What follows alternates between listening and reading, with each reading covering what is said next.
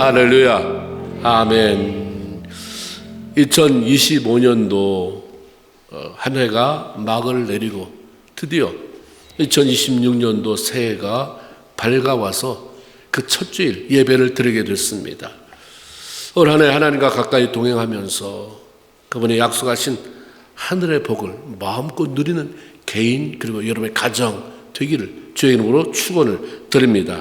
창세기 1장 14절에 보면 천지를 창조하신 날 여섯 날 가운데 네 번째 날이 이렇게 기록되어 있습니다.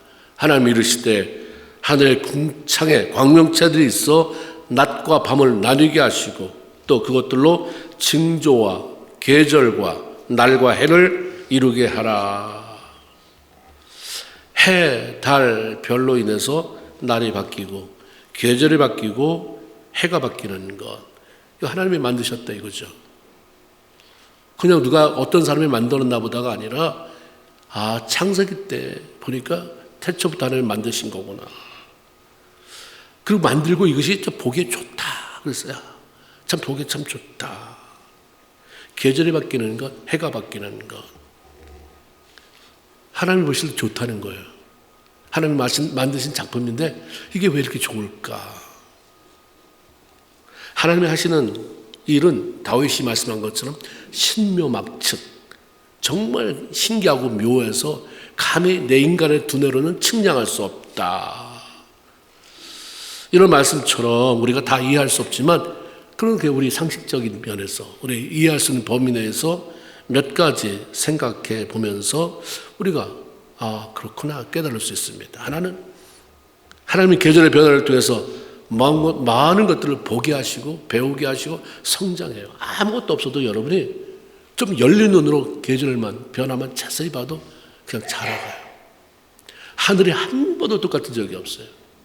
제 아내가 가끔 저 새벽기도 올 때나 아니면 이렇게 교회 올 때 하늘이 좀 더 색다르면 사진을 찍는데 똑같은 날은 하루도 없다는 거예요. 계절의 변화도 봄절은 가을 겨울이지만 똑같은 계절은 없습니다. 항상 변해요. 2025년도의 사계절, 2026년도에 맞이할 사계절 다 틀리죠. 하나님 그걸 통해서 배우게 하십니다. 느끼게 하세요. 성장하게 하십니다. 봄에는 생명의 기운이 약동하고 뿌리 씨앗들이 막 싹을 냅니다. 이것들이 여름으로 가까이 가면서 점점 자라나 내가 어떤 종류의 것인지 자신을 분명히 나타냅니다. 싹일 때는 이게 그 싹인지 저 싹인지 이게 꽃인지 식물인지 뭔지 구분할 수가 없어요. 구분하기가 보통 힘든 게 아닙니다. 근데 자라면서 이파리가 좀 더 커집니다. 그리고 꽃이 핍니다. 열매를 맺으면서 나 오이야, 나 고추야, 나 호박이야, 나 참외거든, 나 채송화 꽃이야, 나 봉숭아 꽃이야 라고 자신의 존재를 분명히 밝혀줍니다. 그리고 가을이 되면 오랫동안 과일을 품고 키워왔던 나무들이 나 이거 내가 키워온 거야 라고 하면서 열매, 보기에도 좋고 향기도 좋고 맛도 좋은 열매들을 쏟아냅니다. 그리고 나무들이 아름답게 단풍이 들고 낙엽이 되어서 떨어지면서 겨울에 깊은 안식으로 들어갈 준비를 합니다. 계절의 변화를 바라보면서 나는 분명한 하나님의 자녀로 그렇게 나 자신을 보여주고 있나? 교회 다닌 지가 몇 년인데 너 예수 믿어? 아직도 예수 믿는 것 같지도 않고 안 믿는 것 같지도 않고 너 누군데? 글쎄가 되니까 여전히 너 오인지 모르고 너 꽃인지도 모르고 그럼 너 누구냐 도대체? 너 하나님의 자녀 맞아? 그러면서 내가 누군가 정말 나 정말 하나님의 자녀 맞나 생각하게 되죠. 와 이런 게 있었네. 전에 우리 요 앞에 여름에 텃밭에 참외가 있었잖아요. 근데 어느 이파리에 가려서 안 보였는데 어느 날 노란 참외가 눈에 띄면 와 이런 게 있었구나. 나는 주님을 놀랍게 해드릴 열매가 있나 생각해 보게 되죠. 계절의 변화는 참 귀하고 좋은 것입니다. 정말 하나님의 선물이고 하나님이 이걸 다 내다보시면서 좋다 말씀하셨구나 생각이 들어갑니다. 계절이 바뀌어가면서 지금 나의 영적인 나이가 봄인지 아니면 여름인지 가을인지 겨울로 접어들어서 천국에서의 영원한 안식을 누릴 준비를 하면서 살아가고 있는지를 생각하게 됩니다. 나이가 들어서 그 사람이 나이가 들었는지 안 들었는지를 느끼는 것 중에서 다른 사람이 보는 것 중에 하나가 뭐냐면 나도 그렇고 자신도 그렇고 남도 계절에 무감각화 되는 거예요. 서울에 바뀌었나 보다. 우리 단풍놀이 갈까? 아유 귀찮아. 나이 드는 거예요. 그게 나이 들었다기보다는 늙었다는 거예요. 나이가 별로 안 들어서 늙은 사람이 있을 수 있죠. 아무리 나이가 들어가도 계절마다 그 변화를 느끼면서 배우고 감동하고 참 아름답다. 참 이쁘다. 야 정말 이렇게 빨간음하냐. 이런 것을 표현해낼 수 있으면 그분은 아직 나이는 늙었어도 마음은 젊다. 젊은의 삶을 살아간다라고 볼 수가 있겠죠. 또 한 해가 저물어가고 새해를 맞이하는 것은 어떤가. 우리가 아무리 잘 살고 후회 없는 인생을 살아내려고 해도 그 살아내는 것이 쉽지가 않습니다. 많은 실수가 있어요. 남이 보는 실수도 있지만 나 혼자 저지르는 실수도 있고 잦은 넘어짐도 있습니다. 좌절과 절망, 실패가 반복되면서 자신감을 잃어버릴 때가 많아요. 그리고 참 내가 왜 이렇게 뭐라고 살아야 되나 이러면서 스스로 혀를 차면서 끓탄하면서 의욕도 상실해 가는 그런 순간도 많습니다. 이스라엘 백성들이 애굽에서 나올 때 하나님이 쏟은 재앙이 10가지였잖아요. 마지막에 장자의 죽음이었습니다. 그 얼마나 독했는지 바로가 그 완강한 바로가 무릎을 꿇었는데 다 죽었어요. 장자들은 짐승도. 근데 이스라엘 백성들은 다 보존됐잖아요.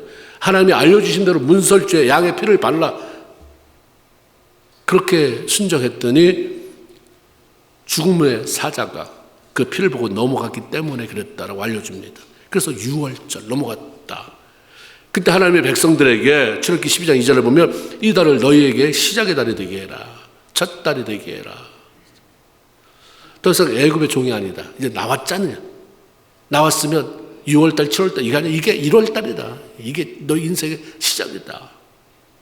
이제는 종이 아니라 하나님의 백성으로 하나님의 군사로 당당하게 서른 삶을 살아가면서 획을 그어준 거죠.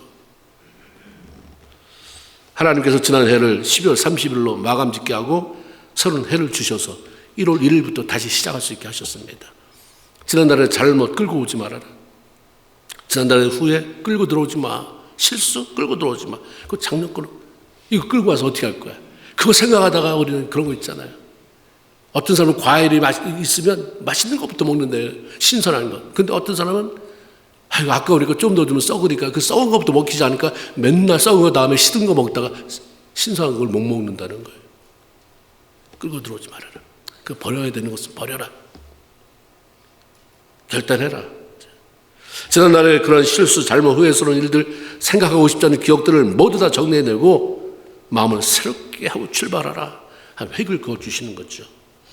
새해라고 하는 신정을 줬으니 다시 한번 네 삶을 좀 기록해봐. 네가 그리고 싶은 거 한번 그려봐. 저는 시편 이사야서 43장 18절에 너는 이전 일을 기억지 말며 옛적 일을 생각하지 말아라. 19절에는 보라 내가 새 일을 행하리니 이제 나타낼 거다 말씀합니다. 새해를 주신 하나님의 바람은 내가 너를 위해서 새 일을 작년하고 다르게 또 새롭게 이해가 아니면 할 수 없는 새 일을 하려고 행하려고 그렇게 계획하고 있으니 너도 지나간 일에 연연해 하지 말고 일어나서 나와 더불어 내가 일하는 그 새 일에 동참해라. 그게 나를 위한 게 아니라 너를 위한 거니까 네가 그 베네핏을 가져라라고 말씀하는 것입니다. 하나님이 우리를 향한 바람은 뭘까? 하나님 매년 변함없이 방법은 따르게 하지만 그 사건은 새롭게 일으키지만 하나님 근본적으로 그 저변에 깔려있는 나에 대한 하나님의 바람은 뭘까? 요한삼서 1장 2절을 보면 내가 범사가 잘 되고 이런 말씀이 있습니다. 하나님은 내가 잘 되는 거다. 하나님의 자녀인 우리가 잘 되는 것이다. 자기 자식이 잘 되기를 원치 않는 부모는 한 명도 없습니다. 자식이 못 알아줘서 그러는 거죠. 다 자기 생각만 하니까 그렇지 부모는 야단치는 것 같아도 화를 내는 것 같아도 그 마음속에는 내가 다 굳은 건 내가 다 짊어질게 너는 누려라. 이게 부모 마음이잖아요. 하나님의 마음, 부모의 마음과 다를 바가 없어요. 더 하신 분이에요. 난 네가 잘 됐으면 좋겠다. 네가 잘 되는 게 내 소원이다. 내 마음에 원하는 바다, 바람이다. 그러니까 우리도 올해 하나님 그러시구나. 그럼 내가 잘 되는 삶을 추구해야 될 거 아니에요. 근데 어쩔 수 없이 그렇게 너무 잘 되는 삶을 추구했는데 넘어지는 경우 어떻게 할 거예요? 그렇지만 처음부터 초점을 이상하게 잡지 말아라. 나 같은 게 작년도 이랬는데 이러지 말아라. 너는 올해 작년에 너가 아닌 올해 새로운 너로 그렇게 잘 되는 삶을 추구해라 원하시는 것입니다. 우리가 망하려고 사업을 시작하는 사람이 어디 있습니까? 처음부터 난 망해야지. 그냥 이 돈 갖다 버리기는 아까우니까 아무 사업이나 하다가 망해버려야지. 이런 사람 한 명도 없습니다. 돈이 없어도 잘해서 좀 돈 좀 벌어보려고 없는 돈에서 다 모아서 아니면 조금이라도 융자라도 내서 사업을 시작합니다.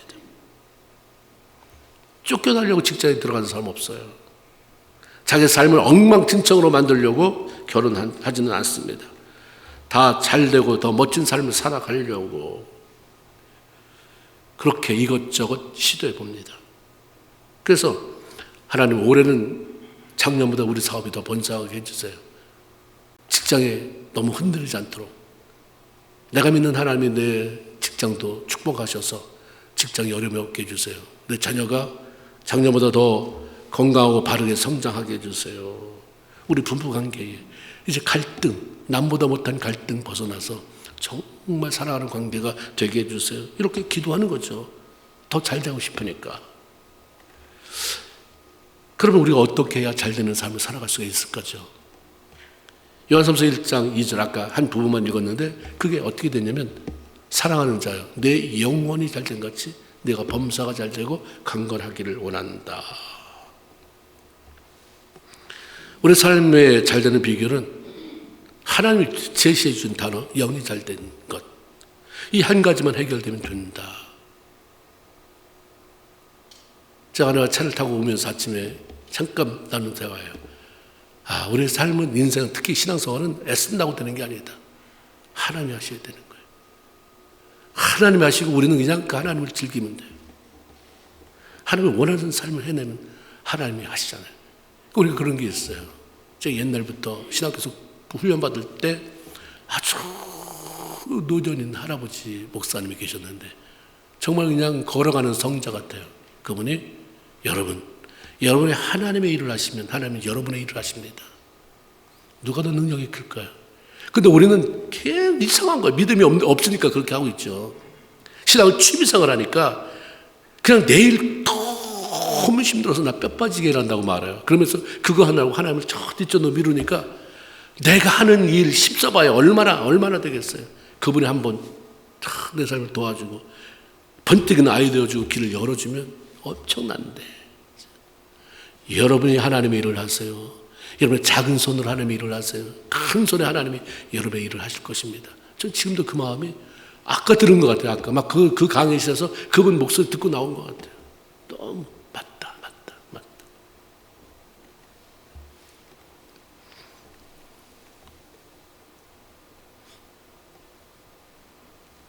영이 잘 되는 삶, 영이 잘 되는 것, 그게 내가 잘 되는 삶의 비결이다. 그러면 영이 잘 된다는 게 뭐냐? 영이 잘 된다. 내 영이 잘 된다. 영이 잘 되는 것은 보약 먹어서 되는 거 아니잖아요. 무슨 건강식, 올게닉 푸드를 많이 먹는다고 영이 잘 되지 않아요. 육은 건강할 수 있죠. 여러분이 원하는 동안이 될 수 있고 날씬한 몸매를 유지할 수 있지만 영이 잘 되는 것 아니잖아요. 영이 잘 된다는 것은 하나님과의 관계를 잘하는 것입니다. 하나님과의 관계 속에서 우리 그것을 막아버리는 죄악들을 끊어내는 것, 불순종으로 맡긴 것들을 다 깨뜨리고 파쇄시키고 던져버리고 그분이 기뻐하는 삶의 뭔가를 찾아내는 거예요. 요즘 우리 교회가 성경 통독 30일을 이제 시작했어요. 1월 1일은 가족과 함께, 그래서 1월 2일부터 시작해서 이틀 했는데 사실 시간상으로는 약 2시간 정도 걸리는데 너무 좋아요. 너무 감사하고 또 많은 분들이 동참하고 있고 여기서 읽는 사람들이 쉬운 일을 하는데 너무 은혜 충만해서 기쁨으로 이런 걸 보면서 어떤 사람은 와서 대면하고 술 들으면서 어떤 사람은 줌으로 어떤 사람은 유튜브로 어떤 사람은 나눠드린 그 스케줄에 따라서 자기 일정에 맞춰서 성경을 읽고 있습니다. 우리는 왜 성경을 읽나? 이것은 우리가 지식을 증가시키려고 하는 게 아니라 하나님의 뭘 원하시는가를 알고, 그리고 알고 난 다음에 그렇게 살아드리려고 하는 거죠. 자꾸 한 번 읽었는데 또 잊어버리고 또 잊어버리고 계속 읽어가면서 각인시키는 거죠. 하나님이 이렇게 살라고 하시는구나. 하나님이 좋다고 말씀하는 게 이거구나. 그렇죠? 기도는 왜 하는가? 그분이 원하시는 일을 하면서 그분이 기뻐하는 삶을 살아낼 힘과 능력을 얻어야 되기 때문입니다. 하나님이 뭘 좋아하시는가? 그렇죠? 우리는 답이 다 나와요. 기도하는 거, 말씀 읽는 거. 오늘 초점은 다 필요해요. 그러나 하나님을 사랑하는 일과 그 사랑으로 사람을 사랑하는 것. 하나님이 제일 좋아하는 거예요. 여러분 가운데 사랑하면 담대해져요. 여러분 남편을 사랑한다, 아내를 사랑한다, 그럼 서로에게 대한 자신감이 있지. 미워하면 그냥 생각만 해도 그냥 힘들어져요. 누군가를 미워하면 내가 먼저 힘들어지잖아요. 사랑하면 그때부터 내 마음도 열리고 관계도 열려집니다. 하나님을 사랑하는 것, 이웃을 사랑하는 것 수도 없이 들었는데 오늘은 좀 더 색다른 면에서 초점을 맞춰봅니다. 이것을 실천할 수 있는 현장이 바로 교회라고 하는 것입니다. 교회를 진정으로 사랑하는 것은 하나님을 사랑하고 사람을 사랑할 때 가능해요. 주님은 이 교회를 내 교회라고 말씀하셨잖아요. 누구든지 내 것을 소중히 여기지 않는 사람은 없습니다. 그리고 주님 우리를 말할 때 너 구원받았다, 내 백성이다 이게 아니라 내가 너를 지명하여 불렀나니 너는 내 것이다. 안 그렇게 너희들은 다 이렇게 하지 않아요. 개별적으로 부릅니다. 그 심판도 개별적, 상급도 개별적, 분리되는 것도 개별적이에요. 주님이 내가 너를 지명해서 불렀다. 내 것. 그래서 내가 지명하여 불러서 내 것 삼았다. 그래서 너는 소중하다. 그 얘기는 뒤에 없어도 그 말이 삽입되어 있는 거죠. 교회는 건물이 아니라 사람입니다. 그러므로 성도를 사랑하는 것이 교회를 사랑하는 거예요. 주님의 몸된 교회, 내 거라고 하는 주님의 몸된 교회를 사랑한다. 그리고 가서 건물을 막 쓰다듬는 거 필요하죠. 교회를 돌아보면서 쭉 하나님 이 교회 안에 들어오는 사람마다 빌딩 이거 100년 1000년 가게 해주세요. 이게 아니라 교회를 위해서 돌면서 기도하는 것도 하나님 여기에 있는 성도들이 잘 됐으면 좋겠습니다. 그리스도의 몸으로서의 성도들이 잘 됐으면 좋겠습니다. 하나님 저들이 영적으로 성장했으면 좋겠습니다. 잘 됐으면 좋겠습니다. 이런 거죠. 교회를 사랑하는 것 결국은 사람을 사랑하는 것입니다. 교회의 몸이라고 하는 교회, 그리스도의 몸이라고 하는 교회를 많이 만져줘요. 그 몸은 누구냐? 나를 포함한 모든 성도가 그리스도의 몸입니다. 그래서 그 사람을 사랑하는 것이 교회를 건강하게 세우는 기초고 정말 중요한 거예요. 나는 봉사를 많이 하니까, 남 모르게 봉사 많이 하니까 정말 필요하지만 사랑해라. 그건 한 부분, 고장난 부분을 우리가 고치고 아니면 뭐 부족한 부분을 내가 헌금을 통해서 이렇게 저렇게 또 우리가 돕지만 근본적으로 이 몸을 건강하게 만드는 것은 사람 사랑하는 거예요. 성도를 사랑하는 것입니다. 여기서 사랑하지 못하는데 밖에 나가서 아니요. 여기는 진정으로 사랑하는 게 보여지는 것입니다.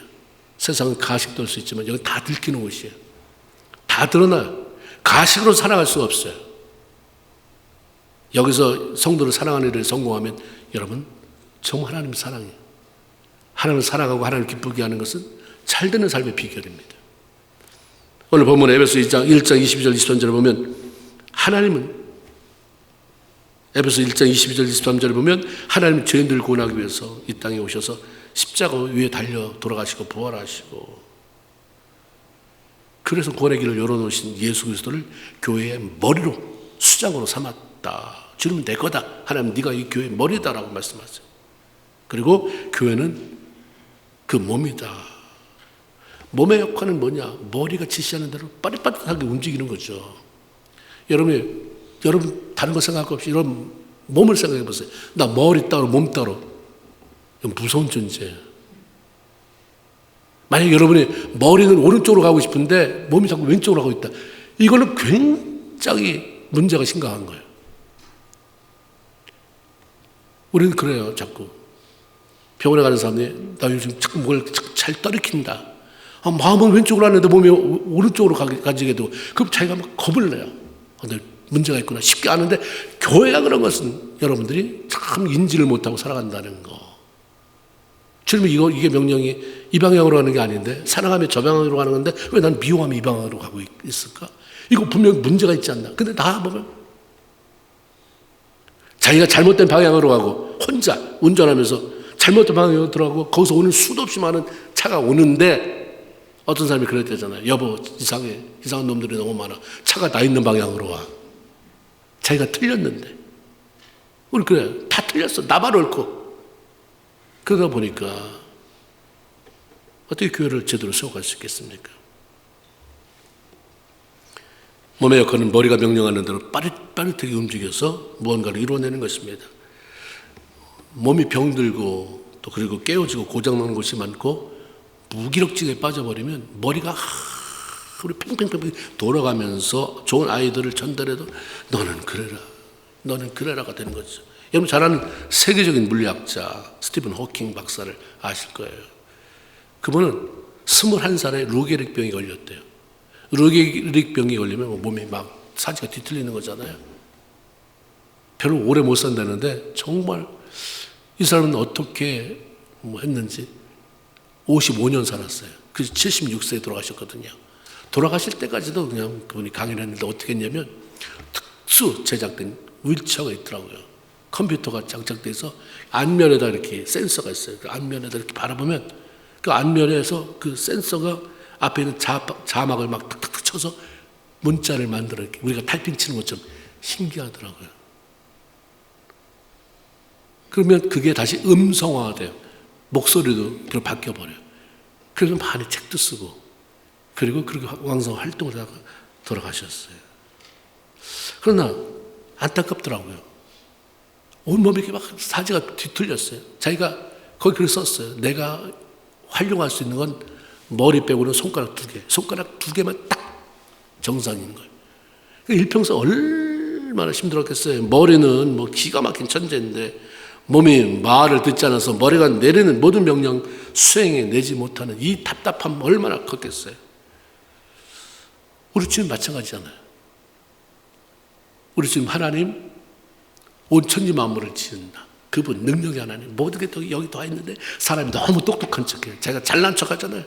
오래 못 가요. 하나님이 하시는 방법을 제가 오랫동안 보니까 그냥 순한 사람은 좀 가다가 깨닫는 사람은 이거 아니구나 돌아와요. 그러나 어떤 고집이 있으면 마냥 여기다 목에다 매다도 막 줄아 끊어져라. 평생 줄은 안 끊어집니다. 하나님은 너무 안타까우니까 줄을 길게 가라. 가는 대로 그냥 가라. 쭉 서울서 부산까지도 가고 서울서 제주도까지도 보내요. 근데 나중에 거기서 깨달으면 오는 시간이 너무 기는 거예요. 하나님은 억지로 하지 않는다. 볼자다 내가 문 밖에 서서 두드리노니 두드리지 바로 뻥치고 들어오지 않는다. 기다리시는 하나님. 그렇죠? 우리가 이게 참 필요하구나. 우리 주님은 능력이 많으신 분인데 몸인 교회가 머리는 얼마나 안전교회를 통해서 내가 이렇게 하지. 안전교회 장로를 통해서 권사를 통해서 목사를 통해서 전도사를 통해서 이렇게 하지. 근데 너무 루게릭병에 걸린 신앙인들이 많다는 거예요. 안 움직여져요. 죽여라. 날 일이 너무 많은데 귀찮아 힘들어 죽이려면 죽여. 그러니까 이분이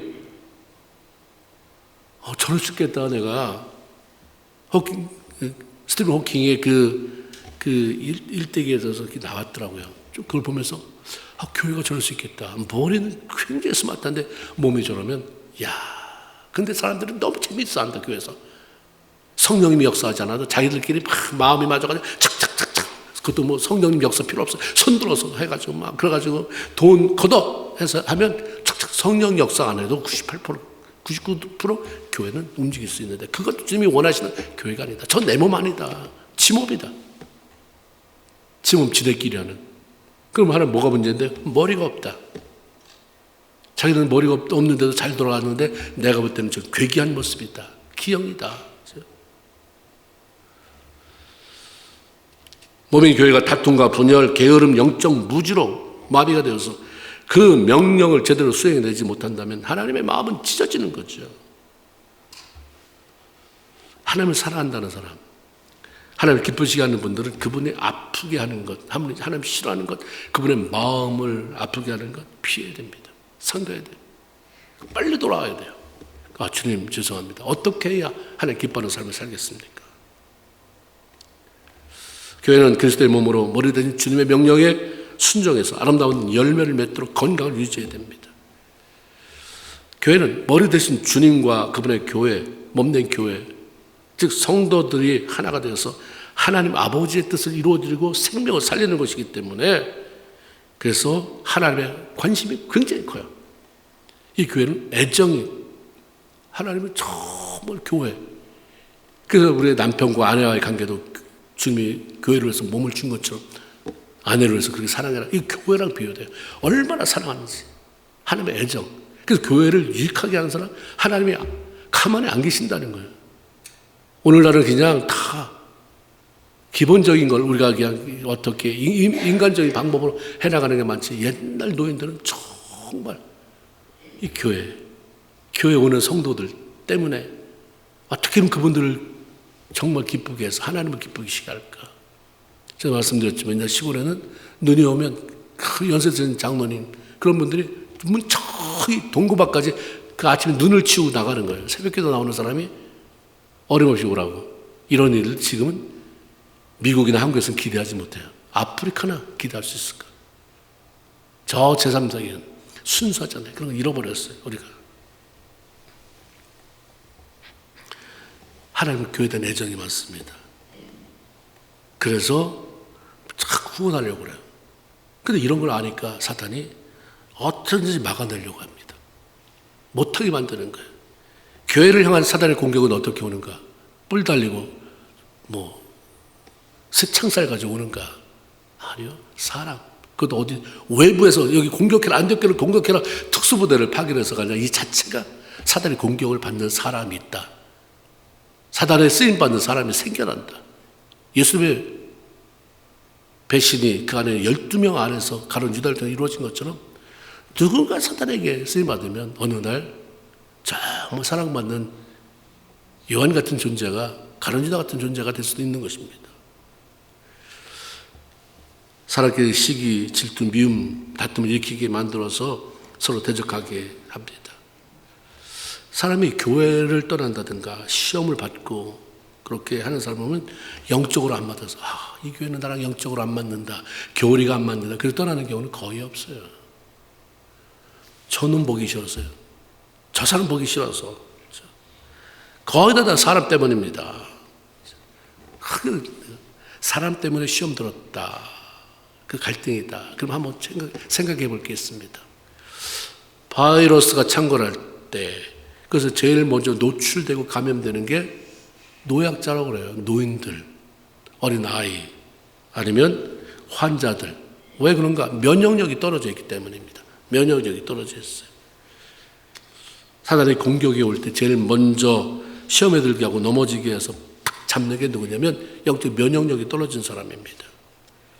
삶이 피곤하고 마음의 메마름이나 분노, 짜증과 같은 것들을 기도로 걸러내고 말씀으로 녹여내고 하나님을 찬양하는 예배를 통해서 제대로 처리해내지 못하니까 사단이 조금만 사람을 통해서 무슨 말하면 금방 시험에 들었는데 그러는 거예요.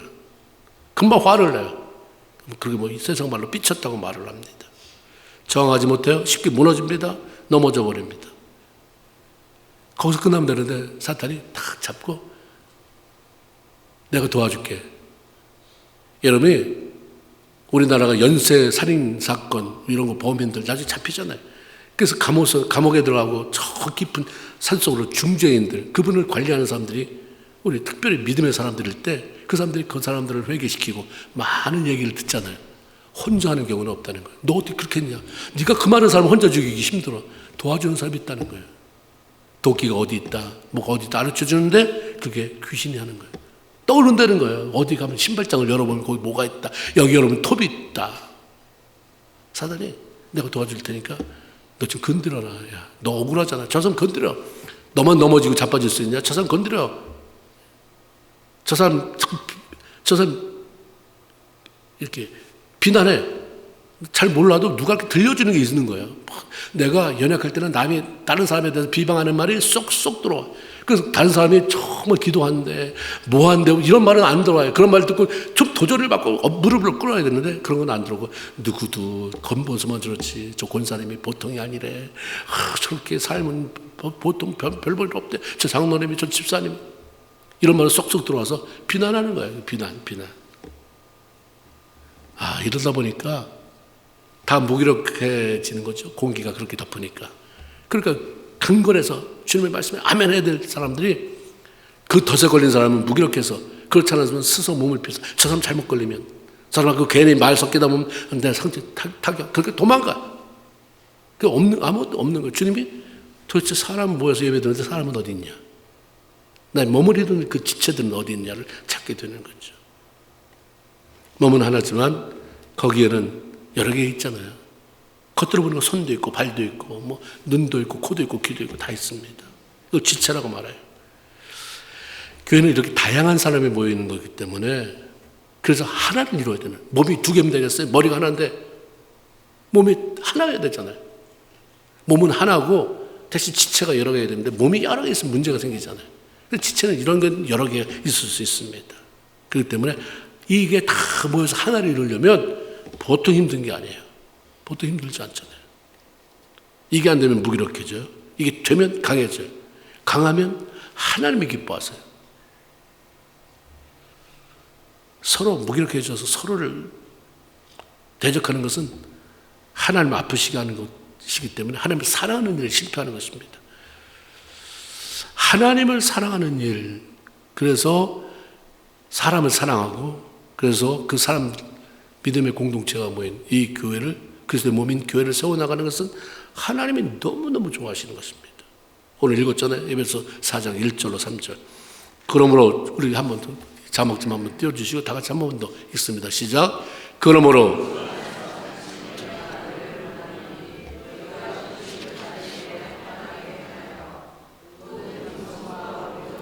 오래 참음으로 사랑 가운데서 서로 용납하고 평안에 매는 줄로 성령이 하나 되게 하신 것을 힘써 지키라. 아멘. 한번 따라 합시다. 성령 안에서 한 마음 되어 한 몸을 이루는 교회. 성령 안에서 하나가 되어 한 몸을 이루는 교회. 이게 올해의 우리의 목표예요. 올해 이 말씀의 기초에서 우리가 어떻게 다른 사람을 섬기면서, 사랑하면서, 섬기면서, 그렇죠? 그래서 하나님을 기쁘시게 할까? 결국은 그 사람 섬기는 게 나 때문에 쳐서 기분 좋으라고? 아니요. 기분 좋으면 좋고, 내가 섬기는데도 기분 안 좋을 수도 있지만 하나님이 기뻐한다니까. 그런 거예요. 형제끼리 의의가 갈려도 부모를 사랑하면, 아버지가 형제끼리 사이좋게 지내는 걸 좋아한다니까 내가 참는 거고, 그렇죠? 아버지가 좋아한다니까. 그럼 어떻게 해라? 사랑하는데 형제끼리, 저기 나오잖아요. 우리가 아까 읽은데 겸손과 온유를 해라 서로. 빌립보서 4장 2장 3절에 보면 이런 말씀이 있습니다. 아무래든지 다툼이나 허용으로 하지 말아라. 오직 겸손한 마음으로 각각 너보다 다른 사람이 낫다고 그렇게 여기면서 섬겨라, 이렇게 말씀하죠. 나보다 남이 낫다고 그렇게 여기면서 겸손하게 있을 때 다툼이 사라져요. 겸손한 사람이 모이면 싸울 수가 없어요. 막 싸우자고 대드는데, 그래 당신이 훨씬 나보다 나아요. 당신이 허물을 나한테 얘기하는 거 난 그거보다 더 많이 있는데 당신 그거밖에 몰랐군요. 그럼 누구한테 들었는지 모르지만 아마 더 조사해보면 더 많은 게 나올 거요. 싸움이 안 일어나요. 겸손과 온유로 해라.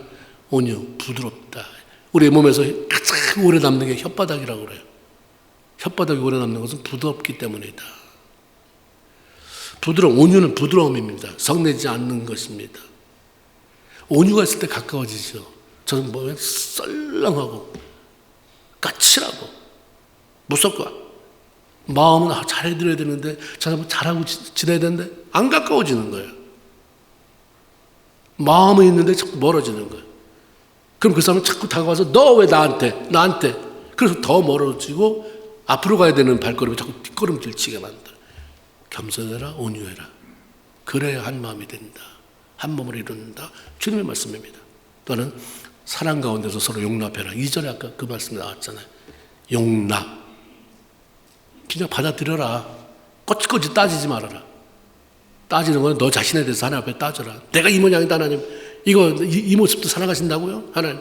나 이 모습으로 사랑받는 것보다도 더 멋진 모습으로 발전했으면 좋겠습니다. 따지면 자기 자신을 하나님 앞에 거울 보고 앉아서 따지고 다른 사람에 대해서는 실수도 허물도 사랑으로 넘어가고 기도로 덮어가라. 여러분 만약에 누군가를 올해부터 비난했다. 비난을 한 번 했다. 10번 100번 기도하세요. 중보하세요. 우리는 비난할 자격이 없습니다. 다른 사람 그럴 수도 있지. 그럴 수도 있지요. 우리는 자기 자신에 대해서는 얼마나 관대한지 모릅니다. 그럴 수 있지 뭐 사람이. 그 남에 대해서는 당신이 어떻게 그럴 수가 있어. 같아요. 집사님이 어떻게 그럴 수 있어요. 장로님이 어떻게 그럴 수가 있어요. 아니요. 그럴 수도 있지요. 다른 사람을 인정하십시오. 그래서 전서 2장 12장에 보면 교회는 많은 지체가 있다고 말을 해요. 눈도 있고 코도 있고 귀도 있고 입도 있고 이런 것처럼 어떤 사람은 눈 역할, 어떤 사람은 코 역할, 어떤 사람은 입 역할 다. 다른 사람의 그런 어떤 지체 역할을 인정해라. 손이 얼마나 부지런해요. 발도 부지런하지만 발이 가놓으면 그 다음부터는 발이 뭘 하지 않아요. 손이 막 가지. 식당을 가면 누가 가요? 발이 가잖아요. 그래서 발이 숟가락 들어서 뭐 먹습니까? 다리가 야 여기 짬뽕집에 왔어, 짜장면집에 왔으니까 그 다음부터 네가 해. 그럼 손이 막 숟가락 젓가락 분주하게 이것도 먹고 저것도 먹고. 어느 날 신경질이 나잖아요. 왜 맨날 나만 해야 돼? 왜 맨날 나만 이렇게 바쁘게 씹어서 그냥 나는 여기에 남는 것도 없고 다 삼켜서 여기 주고 저기 주고 나 이제 입 콕하면 안 먹어. 파리 맨날 이렇게 집어넣어가지고 왜 쟤네들 다 그래. 파리 식겨지라는 거 맨날 나는 가서 일도 해야 되지. 뭘 먹는 것까지 챙겨서 입에다 집어넣어줘야지. 그래서 딱 오늘 스탑. 나 안 움직여. 한 끼, 두 끼, 세 끼 안 먹었어요. 이틀, 3일 제일 먼저 떨리는 게 어딥니까? 손이 떨려. 지가 떨려. 그러니까 우리가 다 소중하다는 거예요. 다 소중해. 교회는 100이면 100, 한 명도 필요 없는 사람이 없다. 인정해라. 너만 달라지 않았다. 너 없으면 안 된다. 너 없어도 돼. 근데 너 있으면 더 좋고 이런 거지 주님은. 나 없으면 안 된다는 것처럼 남을 무시하지 말아라. 저는 소중한 사람이다. 그 주님 뭐라고 말하냐면 약한 자일수록 더 귀하다. 네 내면에 있는 거 보이지 않는 거 조금만 쓸개 같은 거 없으면 생명에도 지장이 있잖아요. 소중히 여겨야 된다. 우리가 이민자의 삶을 살아가는 사람 치고 여러분 가만히 기도하면서 깊이 기도하고 성날 때 말고요. 이제 조용히 가라앉아서 하나님 이 사람이 오늘 나한테 은혜가 임해서 하나님 이 사람 잘 됐으면 좋겠어요. 이러면서 기도하기 시작하면 이민자의 삶을 살아가는 사람 치고 불쌍하지 않은 사람이 한 명도 없어요. 저는 저래서 불쌍하고 저 사람 이래서 안 됐고 다 이래서 안 됐고 저래서 불쌍하고 그러니까 그 사람이 지금 겉으로 번듯하게 큰 집을 지금 저 사람이 그 페이먼 안 하고 정말 힘든지 그거 어떻게 알겠어요. 애가 속을 썩여서 힘든지 뭐 어떻게 알겠어요. 아파서 그런지 그러니까 불쌍한 거예요. 그러니까 눈물이 나오는 거예요. 우리가 다. 그러니까 눈물이 나와서 기도하면 무슨 비유할 대상이 있겠어요. 무슨 시기 질투가 있겠습니까. 교회가 그렇게 돼야 된다는 거예요. 나는 워낙 셈이 많아. 난 셈 많은 평신도가 와가지고 어느 날 셈 많은 집사가 됐어요. 어느 날 셈 많은 권사가 됐어요. 그런 교회가 뭔 소망이 있겠습니까. 매번 깨져야지. 달라져야 되잖아요. 서로 불쌍히 여기라 성경이 할 수 있는 말씀이에요. 다 너만 네 코가 석자지 아니야. 그나마 저 사람보다 낫다. 저 사람 돈 많아서 행복할 것 같지? 아니 저 사람 하면 네가 부러울걸. 자녀들과 함께 맨날 웃고 떠들고 또는 성령 안에서 하나 되기 위해서 애써라. 좀 매라. 이탈하려고 하지 말고 나만 답답해 죽겠어 하지 말고 좀 거기에 스며드는 게 필요해요. 같이 스며들고 우리가 잘났으면 얼마나 잘났겠어요. 그냥 거기 스며드는 거예요. 어떻게 그냥 사라지지 말고 답답해도 거기서 같이 있어서 먹겨지고 녹아지고 그래서 하나를 이루죠. 맨날 어디 튀는 아니요. 그러니까 우리는 아웃사이더 아웃사이더인데 겉에서 빙빙 도는 게 아니라 같이 멜트되는, 녹아지는 하나님의 영광을 드러내는 올 한 해 우리의 목표가 잘 되는 삶이에요. 주님이 잘 되기를 원하니까. 근데 하나님을 사랑함으로 잘 되는 삶, 사람을 사랑함으로 잘 되는 삶, 사람을 사랑함으로 잘 되는 삶, 이 사랑은, 이웃 사랑은 몸된 교회의 지체들을 사랑함을 통해서, 그들을 섬김을 통해서 시작된다. 올 한 해 모든 성도들, 우리 그리스도의 몸된 교회의 지체들이 성령 안에서 한 마음이 돼야 한 몸이 돼요. 마음이 안 되는데 몸만 갖다 놓으면 막 이러느라고 꼴불견이 되잖아요. 마음이 돼야 막 서로 이렇게 끌어안으려고 하고 서로 우리가 이렇게 하나가 되려고 했으지, 싫어 죽겠는데 마음이 없는데 막 비틀거리고 이러자. 그러면 나머지 사람은 차라리 옆으로 나와 있어라고 하죠. 우리는 다 사랑의 뜰을 묶여야 돼요. 힘들어도 그 안에 들어가세요. 수준이 여러분이 낮아 보여요? 들어가 보면 내가 제일 수준이 낮았는데 그 짓하고 살았구나, 남 정지하고 살았구나 깨닫는 순간에 오게 됩니다. 그래서 건강 하나가 되어서 한 마음이 되어서 한 몸을 이루고, 그리고 그리스도의 몸된 교회를 견고하게 서가서 하나님을 기쁘시게 하고, 그래서 잘 되는 그걸 복된 삶 올 한 해 누리는 저 여러분 다 되기를 주의 이름으로 축원을 드립니다. 아멘. 기도합시다.